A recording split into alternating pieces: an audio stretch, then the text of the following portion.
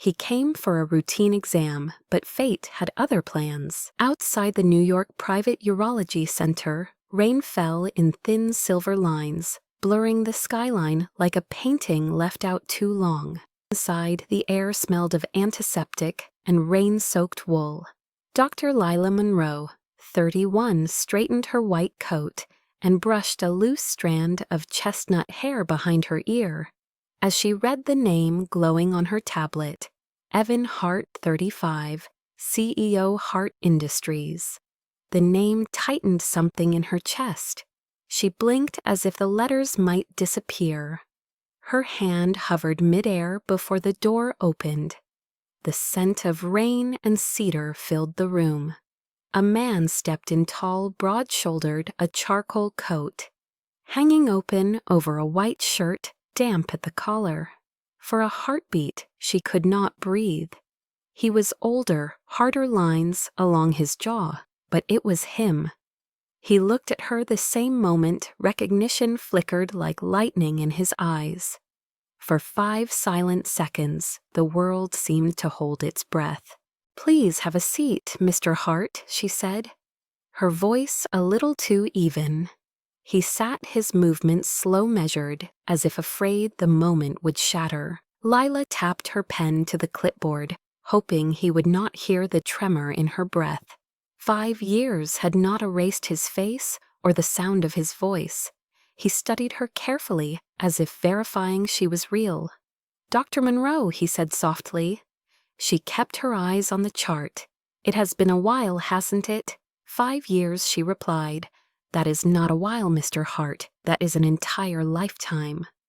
Her words were clinical, yet something raw glimmered underneath. He almost smiled, but it faded quickly. The last time he had seen her, she was standing under the glow of a piano light in Seattle playing Moonlight No. 5, her fingers trembling slightly before the world turned on them both. He had buried that memory along with every apology he never spoke. Now here she was in a white coat, her name stitched over her heart, like proof that she had survived. She asked questions, routine, mechanical. "Do you smoke? Do you drink? Any allergies?" He answered automatically, his gaze never leaving her face. Finally, she asked, "Any pain?" He hesitated, then said quietly, "Only in places medicine cannot reach." Their eyes met again, and the air grew thick. Before she could respond, his phone buzzed inside his coat pocket, and a few soft notes of Moonlight No. 5 spilled out. The melody sliced through the sterile quiet like a ghost. Lila froze. The song she had played that night, the one that bound them for a single fleeting moment before everything collapsed. Her pulse quickened. Evan silenced the phone, but his voice dropped softer. "You remember, don't you?" She forced a small smile. "Treatment has no past, Mr. Hart." He leaned forward, elbows on his knees, studying her as if she were an unsolved equation. "Fate seems to disagree. I never expected the doctor would be the woman who ruined my sleep for 5 years." Her lips curved slightly, but there was no amusement. Some people lose sleep, others lose everything she said. He flinched at the quiet steel in her tone. She wrote a note on the chart, though her hand trembled. "You will get your results within 24 hours. That will be all for today." He stood but did not move toward the door. Lila turned, reaching for the handle. His voice caught her mid-step. "Lila, do you ever wonder what would have happened if I had stayed that night?" She closed her eyes. The clock ticked twice before she answered. "The universe is not generous with second chances, Mr. Hart. Consider yourself lucky to have this one." She opened the door and walked out, leaving him alone with the soft hum of fluorescent light and the echo of the song that refused to die. Evan sat back in the chair, hands clasped his reflection, ghosting in the glass wall opposite him. He had come to fix a physical problem, but somehow left feeling that something far deeper had broken long ago. Outside, the storm gathered over Manhattan. The rain drew pale streaks down the window, catching the reflection of his face. He whispered into the empty room I thought I forgot. Somewhere beyond the corridor, Lila leaned against the wall, eyes closed, breath shallow. The smell of rain and him still lingered. Her fingers brushed the silver pendant at her throat, a tiny moon engraved with a single note. She whispered to herself, "You promised me I would forget." But she had not, neither had he. And as the rain deepened against the city glass, and Moonlight No. 5 played faintly again, from somewhere distant, both of them knew this was not just a coincidence.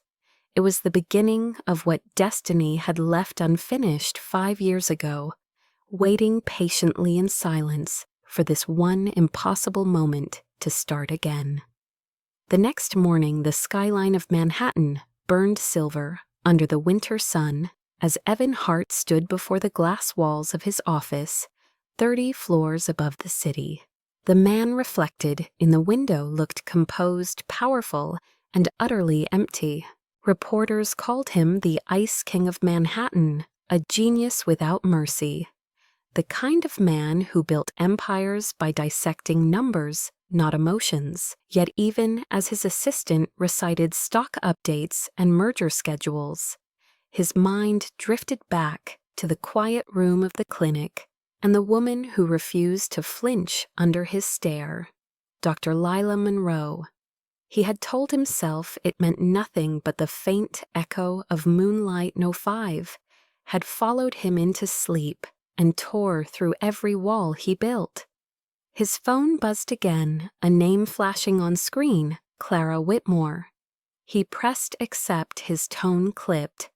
Clara was not just his fiancée, she was the daughter of Richard Whitmore, chairman of Whitmore Pharma, the company that kept Hart Industries at the top of the biotech world. Their engagement was a transaction, a merger disguised as romance. Her voice came smooth and practiced. "Evan, darling, are we still on for lunch? The investors from Geneva want to discuss the gene therapy program."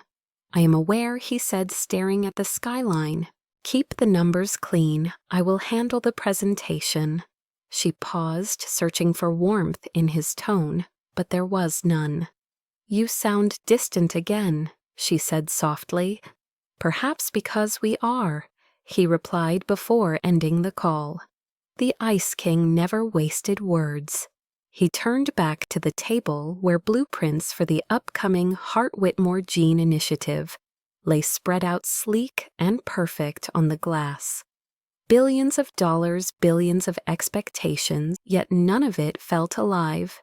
He remembered the way Lila's hands had trembled for just a second before she regained control, and for the first time in years, he wondered what her life had become after that night.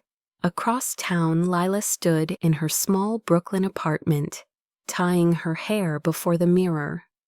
The apartment was modest, 2 rooms filled with medical books and the smell of coffee, but it was hers. After the scandal 5 years ago, she rebuilt everything from scratch, earned her degree abroad, fought every whisper that followed her name. Now she worked at the clinic under the Medics Foundation, unaware that it was a subsidiary of Hart Industries. She poured coffee into a chipped mug, staring out at the gray morning. Her colleague Maya called from the hallway. "You ready for the rounds, Dr. Monroe?" Lila smiled faintly. "Always." She tucked her necklace beneath her blouse, as if hiding the past itself. Back in his penthouse, Evan scrolled through his inbox until a new report caught his eye. Medics Foundation Quarterly Review. He opened it lazily, then froze. Medical Director Dr. Lila Monroe. His heartbeat stumbled. He had signed hundreds of documents, never noticing her name. Fate, he thought, or maybe a punishment. He closed the file and called his chief of staff. Schedule a private inspection at Medic's tomorrow morning. Tell no one. That evening he attended a charity gala at the Met, his expression unreadable in a tailored black suit. Cameras flashed as Clara looped her arm through his, her diamond earrings catching the chandelier light. They looked perfect together on screen, but every smile felt like glass. During the speech, Clara spoke of innovation and legacy, while Evan's attention drifted to the piano on stage. A young woman played a fragment of Moonlight No. 5, and something inside him cracked. He excused himself mid-applause, stepping out onto the balcony where the city stretched like a sea of lights below. The rain had stopped, but the air still carried its scent. For the first time in 5 years, he admitted the truth. He had not forgotten he had run. Lila had been the only person who saw him not as an empire, but as a man terrified of failure. He had chosen silence over trust, and she had paid the price. The next morning dawned cold and metallic. Evan arrived at the Medics Foundation, flanked by 2 aides. The staff buzzed with tension as whispers spread, "The CEO himself is here." Lila looked up from her desk, her pen halting mid-note when she saw him walk through the glass doors. Her pulse thudded painfully. "Mr. Hart," she greeted evenly. "Dr. Monroe," he replied, eyes narrowing. "Routine inspection." She led him through the corridors, explaining the facility with detached professionalism. Yet every step felt like walking through unfinished sentences. He noticed the way she spoke with the patience, gentle, precise, the complete opposite of the ruthless world he lived in. One child tugged her sleeve, whispering something that made her laugh, and Evan's chest tightened at the sound. When the tour ended, he said quietly, "You rebuilt everything?" She turned to him, chin high. "Some of us do not have the luxury of staying broken." His eyes darkened, but there was admiration hidden beneath. "You were always stronger than I was." She gave a faint smile. "That is why you left." For a second, silence filled the hallway, thick with everything unsaid. He wanted to tell her that he had looked for her name for years, in every city he visited, but the words lodged like glass in his throat. Instead, he said, "The foundation will receive an additional grant next quarter." She frowned. "Why?" "Consider it professional appreciation," he replied before turning away. That night in his apartment, he sat by the window, nursing a glass of scotch, watching rain smear across the glass once more. The city pulsed beneath him, neon veins against the dark. He reached for his phone, scrolling aimlessly, until he found himself opening a recording app. The melody of Moonlight No. 5 played softly through the speakers, but this time he added a line, whispered almost inaudibly, "For the one I left behind." Across the river in Brooklyn, Lila lay awake, the same melody drifting faintly from her radio station, as if the city itself had decided to haunt them both. She closed her eyes, whispering into the dark, "Do not come back." But destiny had already begun its slow return. The Ice King of Manhattan had felt something melt, and the storm was only beginning. Seattle 2019. The night was soft with rain and laughter spilling from the glass dome of the Bellevue Medical Gala, where the city's wealthiest patrons gathered to fund a new hospital wing. Evan Hart, 30, then already a rising star in biotech, walked among the glittering crowd in his black tuxedo, the weight of expectation on his shoulders. Everyone wanted a piece of him. The investors, the press, the women who saw his ambition before his heart. He smiled politely through it all, until his eyes caught a woman across the room, seated at the grand piano, her fingers moving like water over ivory keys. The melody was familiar, Moonlight No. 5, a haunting minor piece, rarely played at such events. The moment he heard it, he felt the noise fade the world, narrowing to her alone. Lila Monroe, 26 then, was a medical resident performing to raise funds for the same hospital that had accepted her father's research grant. She was not one of the guests draped in jewels. She was the quiet presence in a simple black dress, her posture straight, her eyes half closed, lost in the music. When the final note trembled into silence, applause erupted, but Evan found himself unable to move. Something in her calm grace broke through the armor he had built around himself. Later that night, as he escaped the crowd and stepped onto the terrace, he found her there alone, sipping water, her shoes kicked off beside the stone railing. The air smelled of rain and roses. "You play like someone who knows how to hurt," he said. She looked up startled, then smiled faintly. "That sounds like something only a man in a suit would say." He laughed genuinely for the first time that evening. "Evan Hart," he said, offering his hand. "Lila Monroe," she replied, shaking it, cool fingers strong from years of hospital work. They talked beneath the awning while thunder murmured over Lake Washington.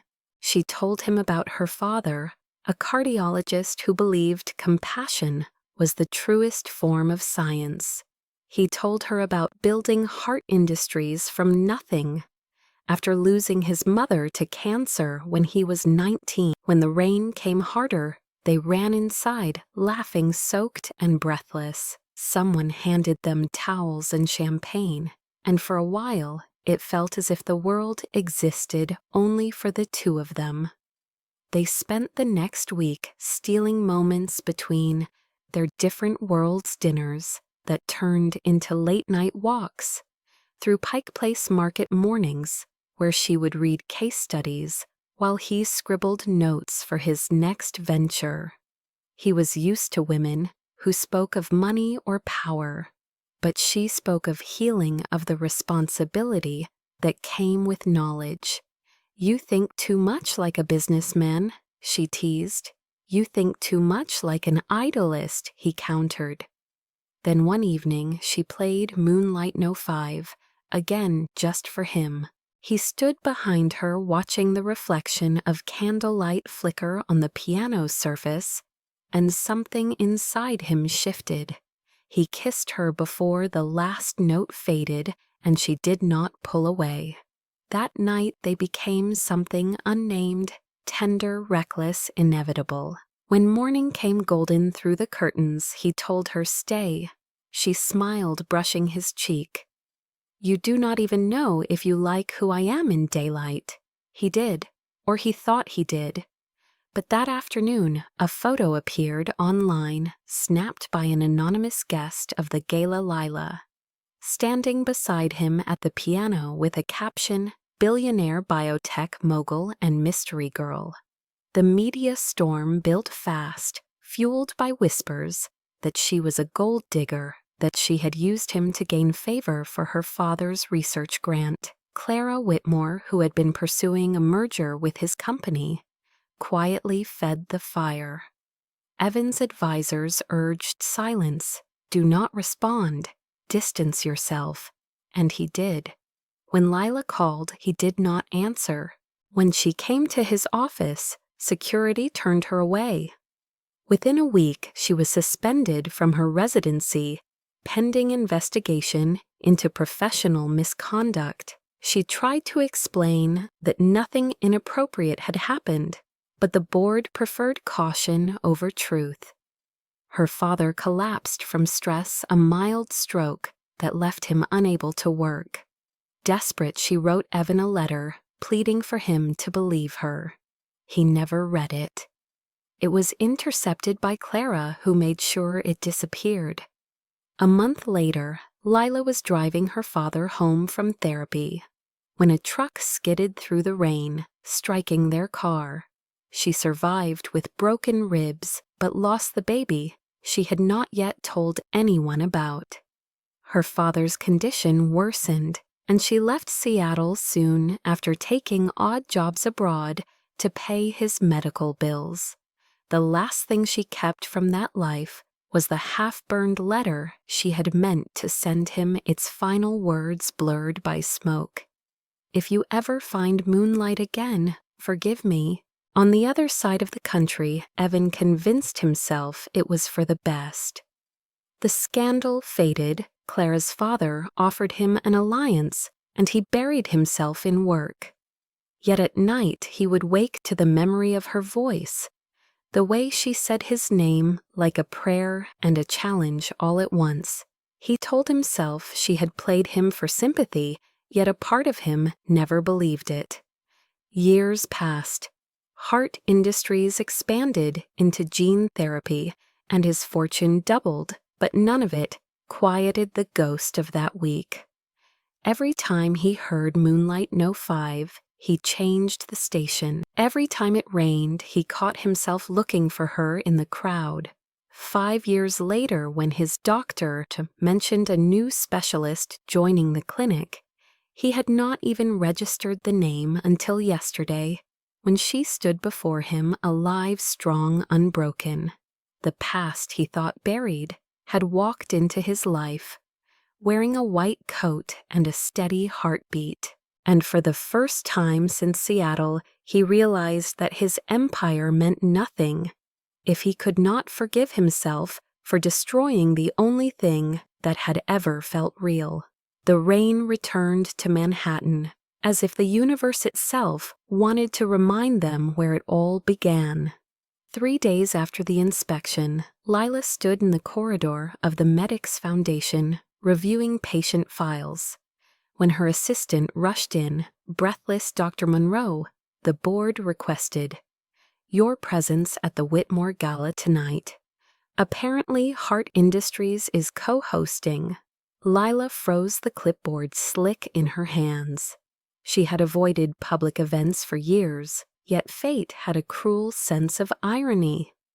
Across town, Evan adjusted his cufflinks in front of a mirror, the reflection of his fiancée Clara behind him, in a silver gown, flawless, poised ready for the cameras. She looped her arm through his and smiled for the press, but beneath the glimmer of flashbulbs, her eyes searched his face, reading the distance that had grown wider since the clinic visit. At the gala, the ballroom pulsed with light, the air thick with perfume and money. Every conversation hummed with corporate ambition. Lila entered quietly in a navy dress, modest yet elegant, her hair tied back, showing the silver moon pendant against her throat. She told herself she was only here to represent the foundation, but when she saw him across the room, speaking to investors that lie shattered, he turned at the same instant, as if pulled by invisible gravity. Their eyes locking across the crowd. The room faded. For a moment, it was 5 years ago again. The same electricity, the same ache. Clara noticed the flicker, and her smile faltered. She whispered to her assistant, discreetly record every interaction between them. Evan excused himself from a group of senators and crossed the floor, the crowd parting like tide around him. When he stopped in front of Lila, he spoke softly yet clearly. "Dr. Monroe, I did not expect to see you here." Her tone matched his formality. "Neither did I, Mr. Hart, but since the Medics Foundation is under your corporation, I suppose I am technically on your payroll." His lips twitched a half smile. "Then I guess I owe you a raise." She did not return it. "You owe me nothing," she said. But her voice trembled just enough for him to hear. The orchestra shifted into a slow waltz, and as if orchestrated by fate, someone brushed past, bumping her glass of champagne, spilling a streak of gold down her wrist. Without thinking, Evan reached out his handkerchief, catching the droplets before they fell. His fingers brushed her skin. "Electricity." She whispered, "Thank you." He leaned closer, his breath warm against her ear. 5 years and I still remember the way you say that word. She turned away sharply, her heartbeat pounding. Around them, the camera flashes continued unseen by either of them. Upstairs in the VIP lounge, Clara watched through her phone lens, anger tightening her perfect smile. Down below, Evan said quietly, "Lila, walk with me just for a minute." She hesitated, but followed him out onto the terrace where the city sprawled beneath them, a river of glass and light. The music softened behind the doors, leaving only wind and the sound of rain starting again. He said, "I read your file. I know what happened to your father. I should have been there." She stared at him, disbelief mixing with old grief. "It is a little late for apologies, Evan." "Late does not mean useless," he replied. "I was wrong about you." She laughed bitterly. "You were wrong about everything. About me, about love, about yourself." He stepped closer, eyes fierce. "Then tell me what is right. Tell me how to fix what I broke. You cannot fix what you buried alive." She moved to leave, but he caught her wrist, gentle yet firm. "Lila, please. For years I thought I hated you because it was easier than admitting I destroyed the only thing that mattered." She looked up into those eyes once cold, now raw, with something dangerously close to regret. Her voice softened, barely audible. "Do not do this to me again." Behind them, lightning flashed, framing their silhouettes in silver and blue. Somewhere inside the orchestra changed tempo. The same melody she had once played, rising faintly through the rain, Moonlight No. 5. He recognized it instantly. His expression changed. "You still play," he whispered. "Not anymore," she said, but her eyes glistened. He reached into his coat and took out a folded piece of paper, slightly burned around the edges. "I found this in the archive of the foundation. A courier had kept it, thinking it was a misplaced document. It is addressed to me." She froze. "The letter." He handed it to her, the corners trembling in his hand. "I did not read it. I thought you should decide whether I deserve to." Her throat tightened.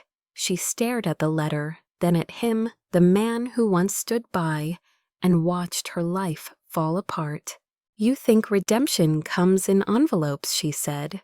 "Maybe it starts there," he replied. She placed the letter back into his hand. "Keep it. Let the guilt do its job."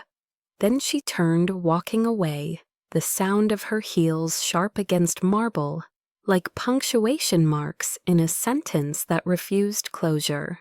As she disappeared into the ballroom, Clara descended the stairs, her face flawless for the crowd, but her phone still recording. She slipped through the guests toward Evan, pressing close and whispering, "Is this how you thank your future wife, flirting with the past?" He looked at her expressionless. It was not flirting, it was forgiveness.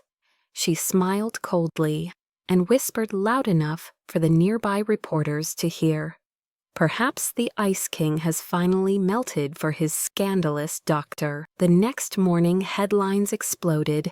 Evan Hart reunites with former lover at Whitmore Gala. By noon, the story was everywhere. Paired with the footage Clara had leaked a frame of him brushing champagne from Lila's wrist, his hand lingering too long. Lila's inbox flooded with hate messages accusing her of seducing her boss. The medical board called for review of her license. At Hart Tower, Evan slammed the paper onto the desk, fury boiling.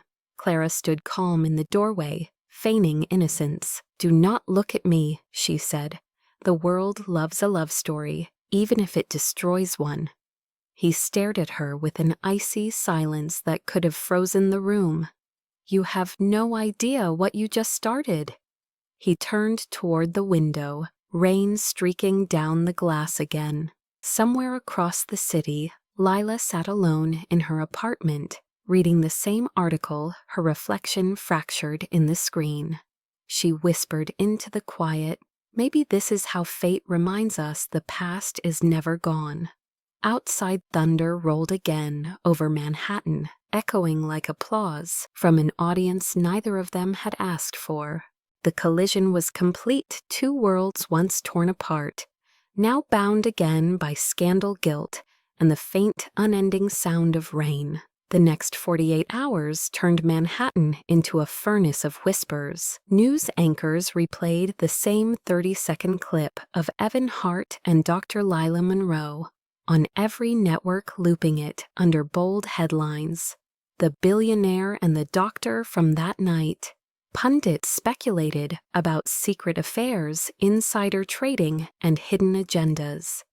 Every time Lila's name appeared on screen, she felt another crack spread through the life she had rebuilt. At the clinic, she tried to keep her composure as colleagues whispered in corners, pretending not to stare. Her supervisor, Dr. Kane, called her into his office, voice heavy with regret. Lila, the board has decided to suspend your license temporarily pending investigation. She stared at him, numb. For what? For wiping champagne off my wrist? He sighed. You know how this world works. Image first, truth later. She walked out without answering, her heels echoing down the sterile hallway that suddenly felt like a tunnel collapsing around her. That night, she packed her office in silence. Outside, rain streaked the windows as if the city itself was mourning. Meanwhile, at Hart Industries, Evan stood in his corner office, staring at the storm, while his PR team shouted over one another about crisis statements and shareholder trust. Clara sat at the end of the table, immaculate in white, tapping her nails on her phone. She offered suggestions that all conveniently distanced Evan from Lila. He cut them off with a sharp enough. The room fell silent. He looked at his lawyers, release a statement that says, Dr. Monroe acted with professionalism, and that the story is false. A young associate spoke. Carefully, sir, that will only draw more attention. Then draw it, he said coldly. The Ice King had returned, but this time his fury carried purpose. Clara smiled thinly. You are risking everything for her again. He met her eyes evenly. I am protecting what is rightfully mine, my company's integrity. But deep down they both knew it was more than that. Later that night, he sat alone in the dark, watching the rain turn the city into a mirror. His phone buzzed. No caller ID. He almost ignored it until a distorted voice spoke through static. Mr. Hart, I think you should see this. An email arrived seconds later with the subject, The Truth About 5 Years Ago. Attached was a single PDF of scanned letters and bank transfers. He opened it. His pulse stopped. Clara's name was on every page. Payments to an anonymous journalist at the Seattle Tribune, the same one who had published the scandal about Lila. The evidence was irrefutable. Rage flared sharp and clean. He called his security chief. Find where this came from. Trace every IP and every transfer. I want proof by morning. He barely slept. At dawn, he was already at the Whitmore penthouse. Clara greeted him in a silk robe, pretending surprise. Evan, you look terrible. He threw the folder onto the marble table. Her smile faltered as the pages spilled out. What is this? She asked, too calm. The past catching up, he said. You framed her. You fed the press. Her voice hardened. Do not pretend you were innocent. You wanted the story to die because you were scared. I just gave you what you needed. You destroyed a woman's career to protect an empire. She deserved it, Clara snapped. She was beneath us. Evan stepped forward, voice low, dangerous. You call destroying lives strategy. I call it rot. He left without another word. She stood shaking with rage, already dialing her father. Across town, Lila sat in her small kitchen, the light gray and heavy from the storm. Her phone buzzed with another message from an unknown number. It contained one line: "They lied to you," and a photo of the same documents Evan had just read. She stared at it, her breath catching. It could not be true, yet every instinct told her it was. Hours later, there was a knock at her door. She opened it to find Evan standing, drenched, his expression a storm of guilt and determination. Before she could speak, he said, "I know everything." She crossed her arms. "And what does everything mean to you, Evan Hart? That you finally feel bad?" He stepped inside uninvited, placing the folder on her table. "Read it." She hesitated, then scanned the pages, her face draining of color. The truth hit like a wave. Clara Whitmore had orchestrated. The article planted the photo and bribed the residency board. She looked up, her voice trembling. "Why are you showing me this now?" "Because I was too blind to see it then," he said quietly. "I let people decide who you were. That is on me." She sank into a chair, gripping the edge. The room felt smaller, heavier. "My father died believing I was the disgrace you thought I was." The words sliced through him. He knelt beside her, his voice raw. "I cannot bring him back, but I can make this right." She shook her head. "Right does not exist anymore, Evan. You burned that word to ashes." He reached for her hand, but she pulled away, tears blurring her vision. He stood then, and without warning punched the wall beside him, blood streaking the plaster. She flinched. He exhaled slowly, pressing his bleeding knuckles to his chest. "I deserve that pain," he murmured. For the first time, she believed he meant it. The silence between them stretched like glass about to shatter. Finally, she said, "You want forgiveness. Find it somewhere else." He nodded once, understanding, then left the apartment, leaving a trail of rain and blood. The next morning, headlines shifted again. Evan Hart cuts ties with Whitmore Pharma. The business world went into chaos, stocks fluctuating, but Evan did not care. He held a press conference announcing Hart Industries would investigate internal corruption regarding past scandals. Clara watched on television, her expression tightening as reporters called for her resignation. That night, Lila received an email from the medical board reinstating her pending review of the new evidence. She sat staring at the screen, unsure whether to feel relief or exhaustion. She thought of Evan somewhere out there fighting ghosts of his own creation and whispered, "You cannot undo 5 years with one act of guilt." But part of her heart betrayed her by softening just a little. Across the river, Evan stood on his balcony.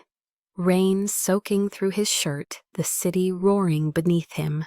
He looked up at the clouds, whispering into the storm. "I will not stop until she is free, even if it ruins me." Far away in her apartment, Lila's radio played faintly, the same haunting melody, Moonlight No. 5.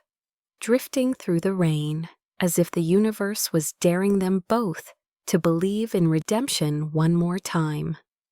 The next week felt like war dressed in designer suits. Business channels buzzed with speculation about the sudden fracture between Hart Industries and Whitmore Pharma. Stocks trembled, analysts predicted collapse.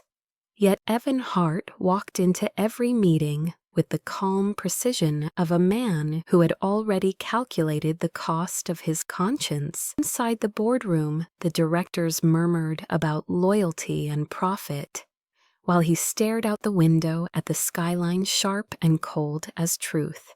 He said quietly to his CFO, "Prepare a buyback of Whitmore shares and freeze all pending contracts."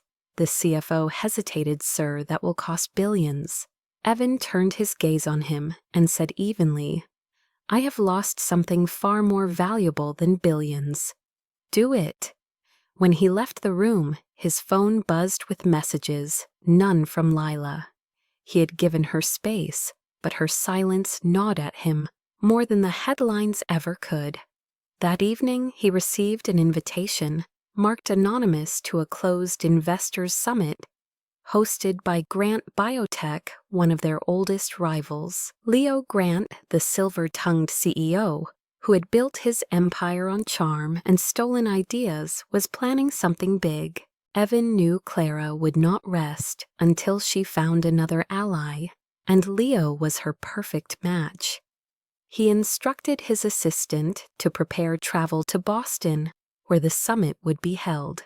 Meanwhile, at the clinic, Lila returned to work, though whispers still followed her like shadows. Maya, her colleague, hugged her quietly, saying, "Everyone knows the truth now," but Lila only smiled faintly. Truth never arrives without damage. She spent the day in surgeries, her focus absolute. Yet every time her phone vibrated, she thought of him. That night, she sat in her empty apartment, staring at the rain until she gave in and opened the news stream showing Evan at a press conference. His voice steady as he announced a new initiative funding gene therapy trials for underserved communities under the Medics Foundation. Her heart tightened. It was exactly what she had dreamed of years ago, before everything fell apart. She whispered to herself, maybe this is his way of saying sorry. 2 days later, Evan arrived in Boston. The hotel ballroom glittered with the arrogance of the rich champagne and secrets flowing equally. Leo Grant greeted him with a grin like a wolf in silk. Evan Hart, the Ice King himself, "I was beginning to think you would never show." Evan shook his hand politely. "You invited me, I assumed you had something worth hearing." Leo's smile sharpened. "Always." He led him to a private lounge overlooking the harbor where Clara waited in a crimson dress, confidence coiled in every move. Evan's jaw clenched. "Clara," she smiled sweetly. "Business never sleeps, darling, and neither should you. We are proposing a merger. Hart Industries has the infrastructure. Grant Biotech has the patents. Together, we could rule the market." Evan's reply was ice cold. "I am not interested in ruling anything with traitors." Leo chuckled, unfazed. "Oh, come now, let us not mix sentiment with science. You and I both know redemption is an expensive hobby." Evan's eyes flickered, dangerous, and corruption is a cheap one. He turned to leave, but Clara's voice stopped him. "If you walk away, you will lose everything you built." He faced her. "Then maybe it is time to build something worth keeping." Later that night, alone in his suite, he poured a glass of whiskey and then stared at the reflection of city lights dancing on the water. His phone buzzed a message from an unknown number. "Do not sign anything. They are planning to leak your lab data. L." He smiled faintly for the first time that day. She still cared. He typed back, "Thank you, be careful." No response came, but he felt a warmth he had long forgotten. The next morning, chaos erupted. News broke that Grant Biotech had illegally accessed Hart Industries' confidential files, attempting to replicate their gene therapy formula. Evan arrived at the conference hall just as federal agents moved in seizing equipment. Leo cursed, shouting accusations at Clara, who looked pale and furious, realizing Evan had baited them. He approached her quietly, saying, "You taught me well, Clara. Deception only wins until truth wakes up." She hissed, "You think this makes you noble? You are just a man obsessed with a woman who will ruin you again." He stepped closer, voice low. "Then let her. At least she never lied." He left her standing amid flashing cameras and shouting reporters. By the time he returned to New York, the storm had begun to settle. His name appeared on every news channel this time as the man who exposed corporate corruption. Investors called him hero, shareholders called him reckless, but he no longer cared for titles. That evening, he drove to Brooklyn without security, without pretense. Lila opened the door before he could knock, as if she had sensed him standing there. They stared at each other, the city humming behind them. He spoke first. "I did it." She frowned. "Did what?" "I tore it all down." Whitmore Grant the lies. "I do not know what comes next, but at least it will be honest." She looked at him for a long moment, then said softly, "You think integrity can replace love?" He smiled tiredly. "Maybe not, but it is the only bridge left between us." She stepped aside, letting him in. The apartment was small but warm, the scent of coffee and rain filling the air. He noticed a photo of her father on the shelf and whispered, "I am sorry." She turned away, hiding the emotion in her eyes. "You cannot keep apologizing for the past, Evan.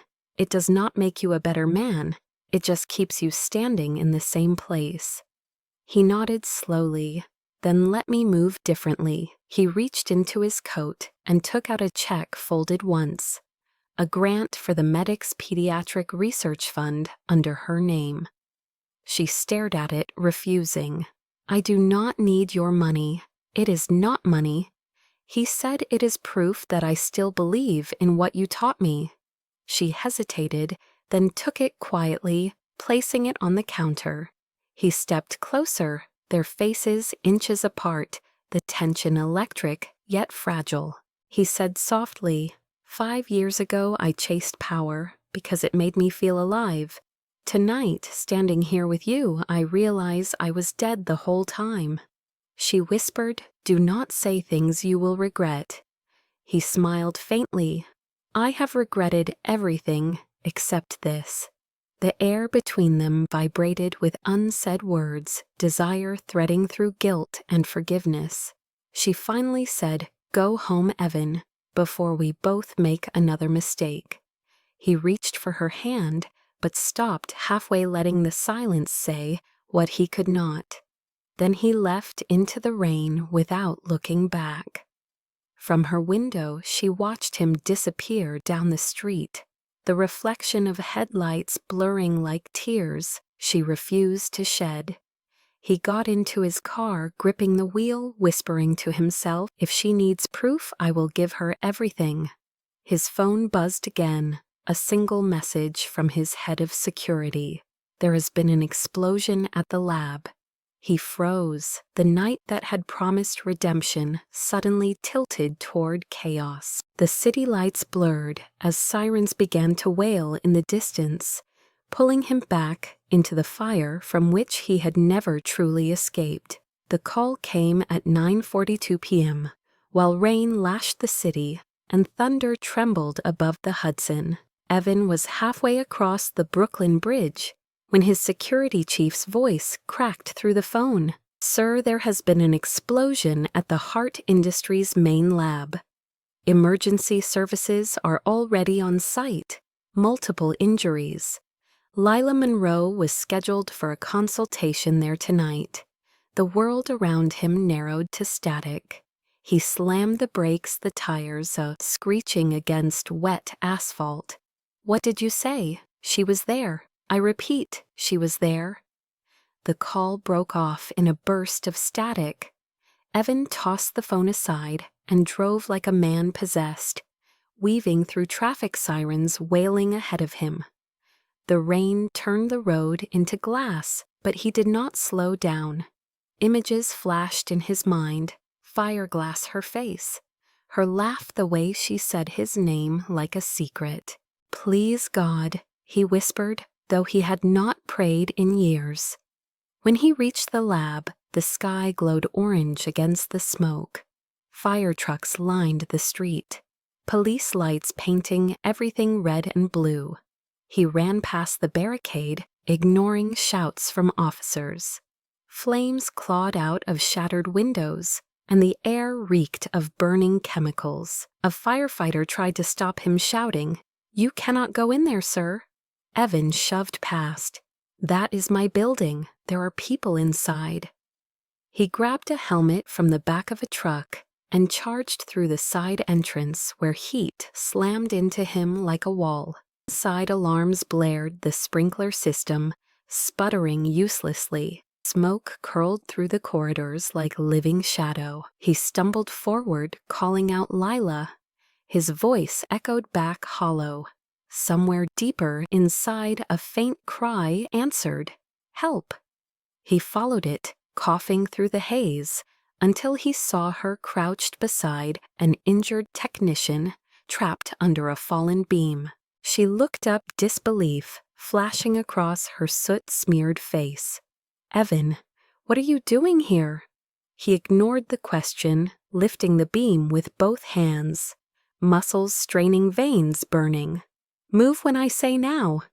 She dragged the man free, pulling him toward the exit. The beam slipped crashing down, slicing his shoulder. He grunted, blood soaking through his sleeve, but he barely noticed. She tried to steady him. "You are bleeding." He laughed, hoarse and breathless. "You noticed. Come on, we have to move." They half carried the injured man down the corridor, flames licking the walls around them. The ceiling groaned, a section collapsing just as they cleared the doorway. Outside, paramedics rushed forward, taking the technician. Evan stumbled, coughing hard, his vision tunneling.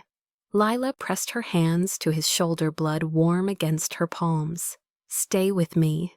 His eyes met hers through the chaos. The world blurred until there was only her face, streaked with ash and tears. He whispered, "You still hear it, don't you?"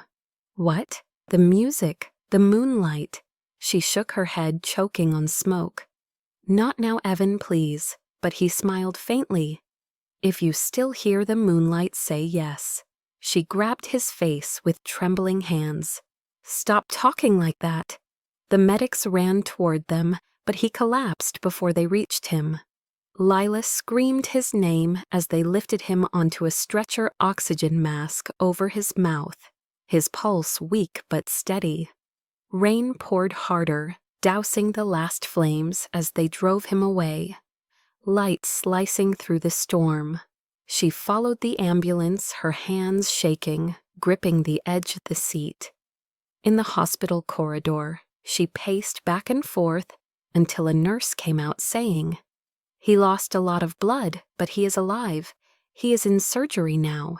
Lila sank into a chair, burying her face in her hands. For the first time in 5 years, she prayed not for forgiveness, but for a heartbeat. Hours passed the world, shrinking to the rhythmic beep beyond the ICU door. At dawn, the surgeon emerged exhausted. "He is stable, but he needs rest." She thanked him, then slipped quietly into the room. Evan lay pale beneath white sheets, tubes snaking across his body, his arm bandaged thickly.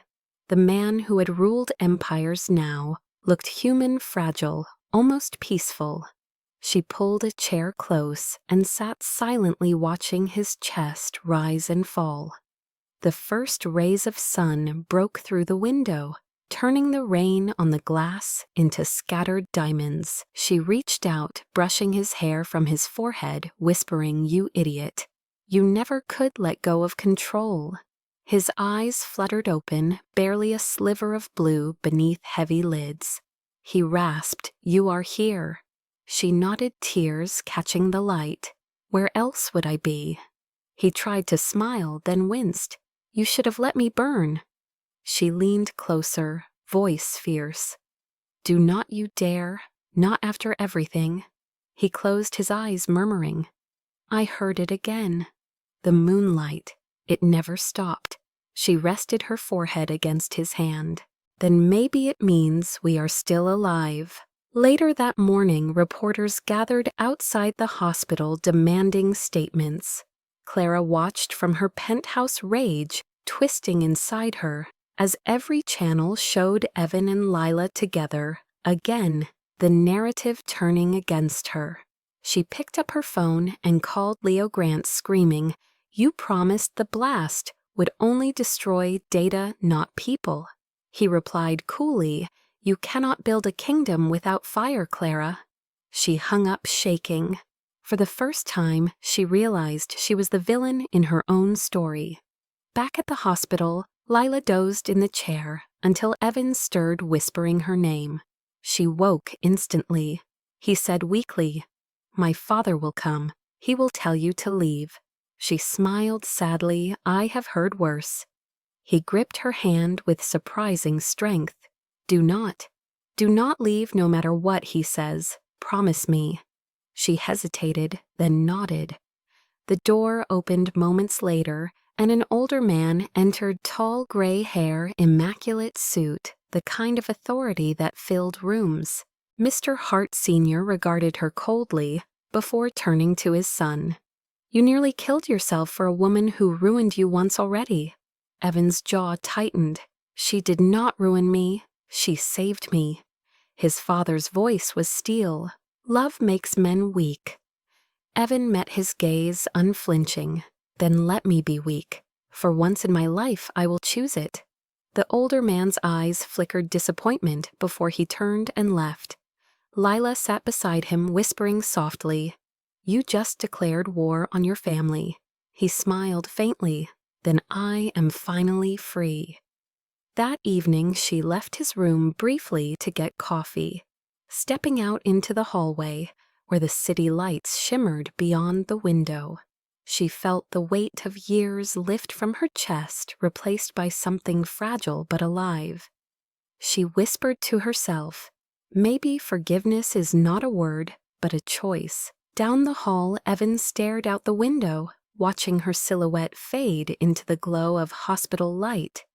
He whispered to the empty room, "If I survive this, I will make it right. No more half measures." He turned back toward the bed where the nurse adjusted his IV and closed his eyes, letting the rhythm of the monitor sync with the fading sound of rain. Outside, the storm eased, leaving the streets washed clean as dawn crept over Manhattan. But in the shadows of a nearby parking garage, a figure watched the hospital entrance, cigarette ember glowing red. Leo Grant exhaled smoke, murmuring, "Let him heal. It will make the fall more dramatic." Then he flicked the cigarette away and disappeared into the morning fog. The fire was out, but the real blaze was only beginning. The rain came back. The night Evan Hart left the hospital against his doctor's orders. A week had passed since the explosion, but his shoulder still burned each time he moved. The pain was a reminder, and he welcomed it. He walked through the glass doors of Hart Tower, where reporters swarmed like vultures. "Mr. Hart, is it true? You ended your partnership with the Whitmores permanently? Were you and Dr. Monroe romantically involved? Do you regret saving her life?" He didn't answer any of them. His silence was a wall, his eyes fixed forward. The weight of the storm pressing against the city like penance. Upstairs in the top-floor office that once felt like a throne, everything looked smaller, now colder, emptier. His father stood by the window, hands clasped behind his back, the skyline glowing in reflection. "You've made a spectacle of yourself," the older man said without turning. "You've thrown away Alliance's wealth and legacy for a woman who cost you everything 5 years ago." Evan's voice was quiet but steady. "You're wrong. I cost her everything. I just didn't realize it until it was too late." His father turned sharply, eyes blazing. "You think this is love? This is guilt, Evan. You're confusing atonement with emotion." Evan met his gaze evenly. Maybe they're the same thing when the wound is deep enough. For a moment, the old man said nothing, then his tone softened slightly. "Walk away before she ruins what's left of you." Evan smiled faintly. "If what's left of me can't survive the truth, it's not worth keeping." He left the office without another word, the echo of his footsteps following him down the hall like the ghosts of everything he used to be. That evening, Lila stood at her apartment window, watching lightning dance over the skyline. She had spent the week avoiding calls, avoiding reporters, avoiding him. The world had labeled her the doctor who broke the billionaire, and though the story was slowly dying, the scars it left on her heart were not. She whispered to herself, "Don't let him back in," but even as she said it, she felt the storm outside mirroring the one within her. Around midnight there was a knock on her door. She opened it, and there he was, drenched to the bone, hair plastered to his forehead, eyes hollow but burning. "You shouldn't be here," she said softly. "You shouldn't have gone into that fire either," he replied. "But we both did what we had to." She stepped back, torn between anger and something that felt dangerously like relief. He held a folded letter in his hand, the same one he had found, the one she had written 5 years ago. "I read it," he said quietly. "Every word. You begged me to believe you. You said you loved me once. I don't know if it's too late, but I needed you to know I never stopped." She looked away, tears gathering. "You read a dead woman's words, Evan. That girl doesn't exist anymore." He took a step closer, his voice trembling but sincere. "Then let me meet the woman who rose from her ashes." The rain outside intensified, thunder shaking the windows. She shook her head, backing away. "You can't just show up with guilt and call it love."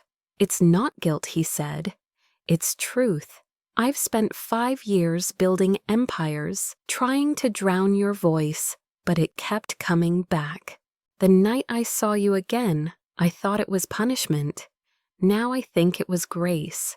She laughed bitterly through tears. "Grace doesn't come wrapped in tabloids and blood." "Maybe not," he said, stepping closer, "but redemption does." He knelt suddenly right there in her doorway, rain soaking through his clothes, pooling around him. "You once said love isn't ownership. You were right, so I'm not asking you to take me back. I'm asking you to let me stand beside you, not as the man who ruined your life, but as the one who finally learned how to live." She stared at him, heart hammering. Outside, the storm roared like applause from the heavens. "Get up, Evan," she whispered. "You don't have to do this." "Yes," he said quietly. "I do." His voice broke. "For every night I stayed silent when you cried. For every lie I believed instead of you. For every day I thought success could bury the sound of your name." She knelt to rain soaking through her sweater as she cupped his face in trembling hands. "You're a fool," she said, tears mixing with rain. "Then let me be your fool," he whispered. "Just this once." They stayed there in the doorway, 2 broken pieces, fitting together again under the weight of forgiveness. Then slowly, she leaned forward and kissed him. It wasn't a kiss of passion, but of release, soft, trembling, human. When they finally pulled apart, she whispered, "If I let you in, there's no going back." He smiled through tears. "There's nowhere else I want to go." She helped him up and closed the door behind them. Inside, the room glowed warm against the cold storm outside. He took off his soaked coat, and she guided him to the couch. Wrapping a blanket around his shoulders, they sat in silence for a long time, listening to the rain. "Your father won't forgive you," she said. He nodded. "Maybe not. But maybe forgiveness doesn't need an audience." She looked at him, studying the lines on his face, the exhaustion, the vulnerability. "You've changed," she said softly. "Not enough," he replied. "But I'm trying." She reached out, brushing her thumb across his bandaged shoulder. "This could have killed you." "It didn't," he said, "because something or someone wanted me to finish what I started." She smiled faintly. You always did like the last word. Only when it's yours, he said, and she laughed quietly for the first time in years. Hours passed as they talked not about the past, but about what came after. He told her about the foundation he planned to rebuild, not as a corporation, but as a refuge for medical programs like hers. She listened, hope flickering in her chest despite herself. When dawn broke, the storm had eased the city, glowing gold and silver through the window. He stood hesitant. I should go before the world wakes up and ruins this. She walked him to the door. Evan, she said quietly, you can't fix everything by bleeding for it. He smiled softly. Then I'll start by healing something instead. He turned to leave, but she caught his hand. You already did. He looked at her one last time, eyes full of gratitude and longing. You'll hear from me soon. No promises, just proof. When the door closed, she leaned against it, heart aching but light. Outside, Evan stepped into the fading drizzle, lifting his face to the gray morning. The rain was softer now, like a benediction. He whispered, "Thank you," though he didn't know if he was speaking to her, to the sky, or to the second chance he didn't deserve, but had somehow found. Across the city, cameras waited, board members plotted, enemies schemed. But for that brief, fragile moment, Manhattan felt washed clean. Two souls standing in the rain, forgiven by something greater than themselves. The redemption had begun, not with triumph, but with surrender. The city exhaled after the storm, and for a moment Manhattan looked almost gentle, washed in a pale morning haze. Lila hadn't slept. She sat on the edge of her couch, watching sunlight crawl across the floor, like a promise she wasn't sure she could trust. Every part of her wanted to believe. The man who had knelt in the rain was the same one who used to make her laugh by mispronouncing Latin medical terms. But another part whispered that men like Evan Hart didn't change. They evolved only when their hearts were broken open. Still, when her phone buzzed that afternoon and his name appeared, she answered. "There's something you should see," he said. "Not business, just truth." 2 hours later, she found herself standing in front of the newly reopened Hart Foundation offices. The building still smelled faintly of smoke from the lab fire, but banners now hung outside that read Hart Foundation for Medical Justice. Inside, reporters clicked cameras as Evan introduced a new initiative dedicated to whistleblowers and medical ethics.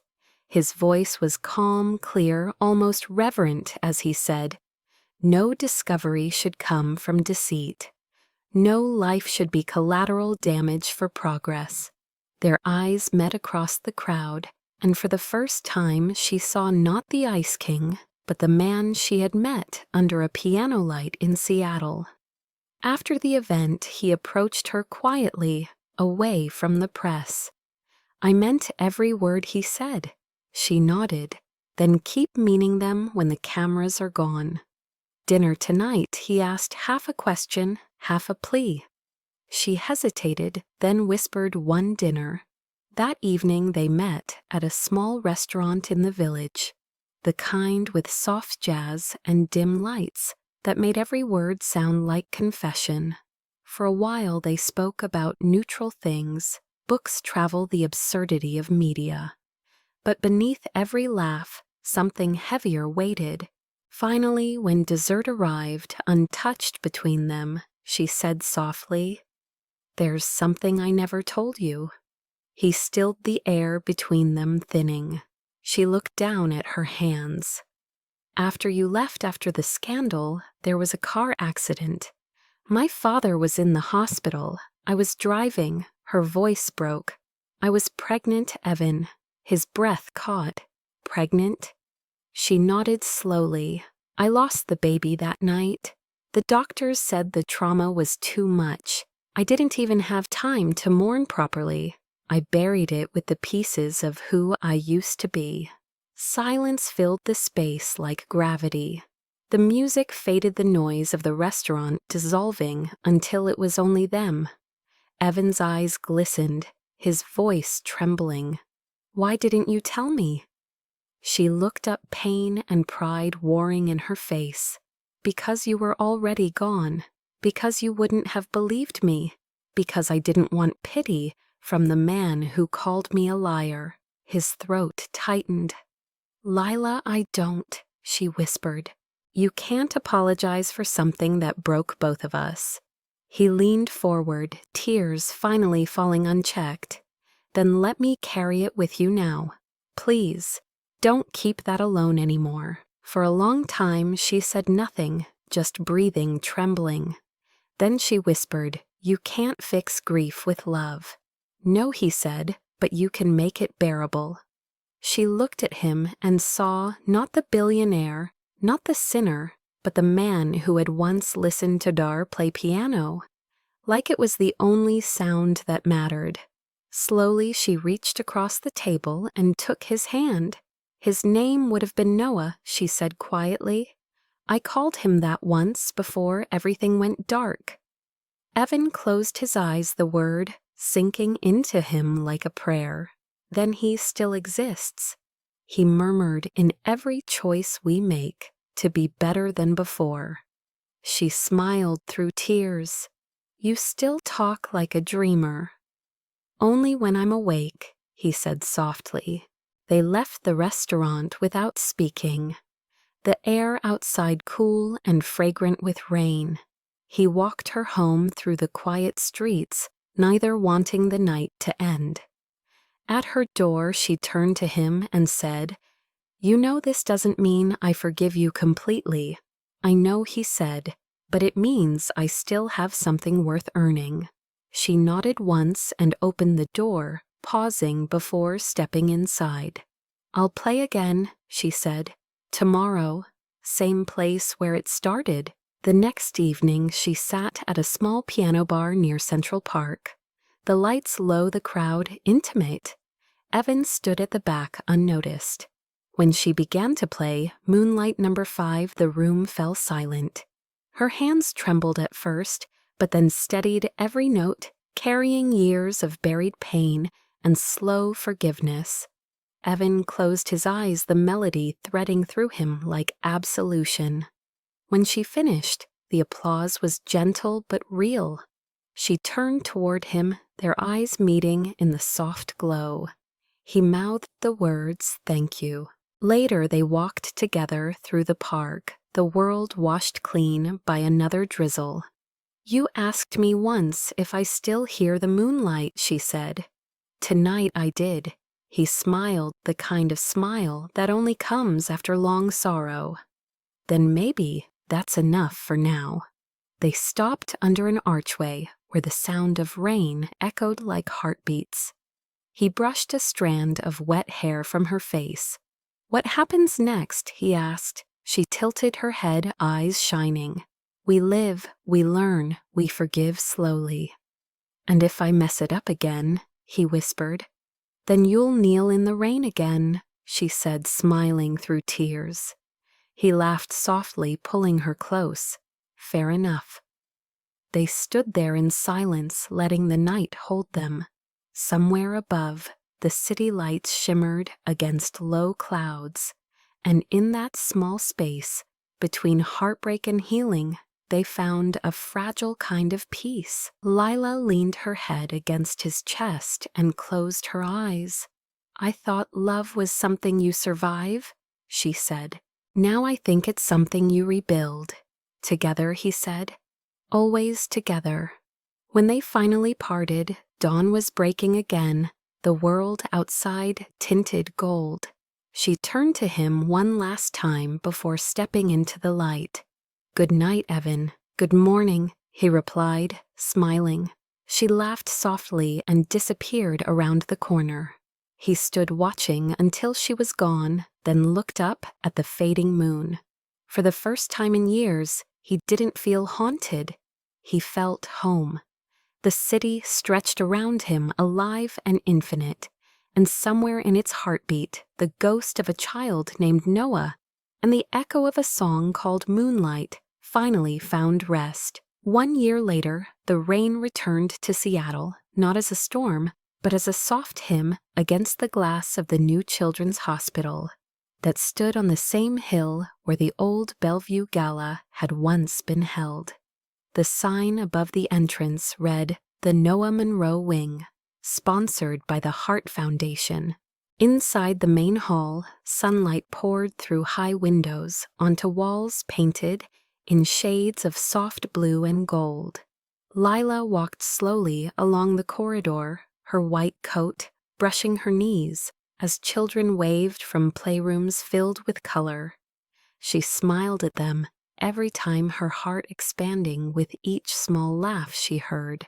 It was opening day, and every breath felt like a miracle, stitched together from the pieces of all they had survived. Evan stood near the piano in the lobby, his black suit open at the collar, watching her with quiet pride. He no longer looked like the Ice King of Manhattan. There was silver in his hair, now lines around his eyes, that spoke of peace rather than exhaustion. When he saw her coming, he straightened slightly, like a man remembering how to breathe. "You did it," he said softly as she approached. She shook her head. "We did it." The piano behind him gleamed beneath the morning light. A small brass plaque was affixed to it, engraved with the words, "For the song that brought us home." He nodded toward it. "You haven't played since that night," he said gently. She smiled faintly. "Maybe it's time." She sat down, fingers hovering over the keys. For a moment she hesitated, then began to play Moonlight No. 5. The melody filled the hall, drifting through the air like forgiveness itself. Parents and nurses stopped to listen. Children clapped along softly. Evan closed his eyes, letting the music wash over him. Every note carried the memory of fire and rain of words, spoken too late, of second chances found in the ashes. When she finished, the applause was quiet but full of warmth. She turned to find him on one knee again, not in pain this time, but in promise. He held out a simple ring, no diamonds, just a silver band engraved with a tiny crescent moon. 5 years ago, I walked away from you, he said. Today, I'm walking into forever, not as a billionaire, not as a man trying to atone, but as someone who finally understands what love means. Tears welled in her eyes. "Get up, Evan," she whispered, smiling through them. "We've both knelt enough for the past." He stood, slipping the ring onto her finger, his hand trembling just slightly. The crowd around them cheered softly, children laughing as confetti made of white petals floated from the upper balcony. For a moment it felt like the universe itself had decided to bless them. Later, as the event quieted and the guests dispersed, they walked out onto the hospital terrace overlooking Lake Washington. The rain had stopped, leaving the air clean and sharp. Below them, the city shimmered reborn. Lila leaned against the railing, her hair lifting in the breeze. "Do you ever think about him?" she asked. Evan nodded. "Every day, but not with grief anymore, with gratitude. He brought us here." She smiled at that, her fingers tracing the ring. "I used to think forgiveness was an ending," she said softly. "Now I see it's just where life begins again." He slipped an arm around her shoulders, drawing her close. "Then let's begin," he murmured. They stood in silence, watching the water catch the last light of the afternoon. Somewhere behind them, a nurse began playing a lullaby on the piano, the notes mingling with the sound of waves and distant laughter. The world felt wide and kind again. As evening fell, the moon rose over the lake, pale and full, its reflection shimmering across the surface. Evan took her hand and said quietly, "Moonlight came back." She looked at him, her voice a whisper. It never left. They kissed beneath the silver glow, gentle and sure, not like people trying to reclaim the past, but like souls who had finally made peace with it. The city lights flickered alive one by one, mirroring the stars above. Somewhere in the quiet, Lila thought she could almost hear the faint echo of a child's laugh, carried on the wind light and free. She closed her eyes and whispered, "Thank you, Noah." Evan drew her closer as the first drops of rain began to fall again, soft and forgiving. The world below shimmered in gold reflections, the piano inside still glowing under warm lights. It wasn't a story about loss anymore. It was about return, about love that refused to die even when buried under years of silence. When they finally turned to go back inside, the moonlight followed them across the glass floor, wrapping them both in its gentle silver glow. And in that moment, they knew they were home, two hearts no longer defined by pain, but by the quiet, unstoppable grace of finding each other again. Maybe we all have a moment we wish we could rewrite a word, left unsaid, a love we walked away from, a version of ourselves we thought was gone forever. For Evan and Lila, it wasn't just a story about a billionaire and a doctor. It was about two souls who met once. In the light, were torn apart by pride and somehow found their way back through fire, forgiveness, and rain.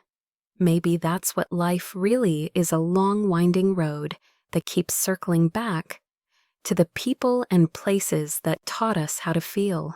Maybe redemption doesn't come wrapped in perfection. It comes in the small, trembling choices to show up, to kneel, to say, "I'm sorry," even when no one is watching. If you're listening right now, I want you to pause. Take a breath. Think of that one person whose name still echoes quietly in your heart, the one you never truly stopped caring about.